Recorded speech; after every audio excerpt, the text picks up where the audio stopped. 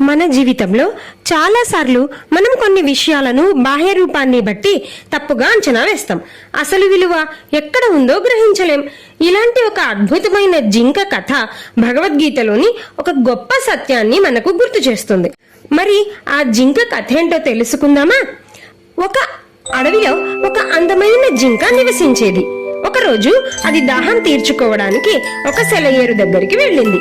ఆ స్వచ్ఛమైన నీటిలో తన ప్రతిబింబాన్ని చూసుకొని ఆశ్చర్యపోయింది. ఆహా, ఎంత అందంగా ఉన్నాను! పెద్ద పెద్ద కొమ్ములు, తమలపాకుల్లాంటి చెవులు, బంగారు చుక్కలతో మెరిసే నా శరీరం ఇంకెవరికైనా ఉంటుందా అని తనను తాను పొగుడుకుంది. కానీ ఇంతలోనే దాని ముఖం దిగాలుగా మారిపోయింది.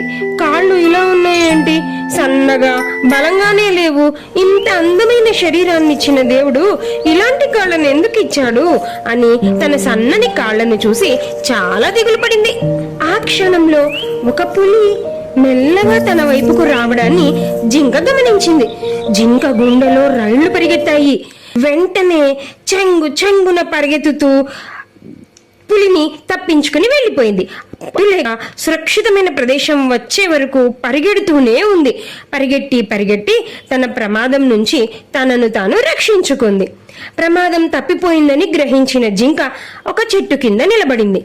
అమ్మయ్య, ఎంత పెద్ద గండం గడిచింది అనుకుంది. ఆ తర్వాత తనను కాపాడిన తన కాళ్ల వైపు చూసుకుంది. అప్పుడు అమ్మ చెప్పిన ఈ శ్లోకం జింకకు గుర్తొచ్చింది. విద్యా వినయ సంపన్నే బ్రాహ్మణే గవిహస్తిని శుని చైవ శ్వపాకేచ పండితాః సమదర్శినః అని.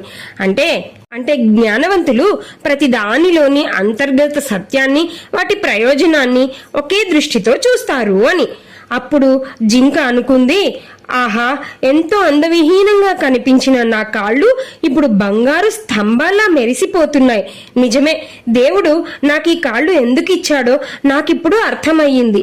ఒక్క చెవులు, కళ్ళు, నా శరీరం మాత్రమే కాదు, నా కాళ్ళని కూడా నా జీవితంలో భాగమైన, నా శరీరంలో భాగమైన వీటిని నేను సమదృష్టితో చూడాలి.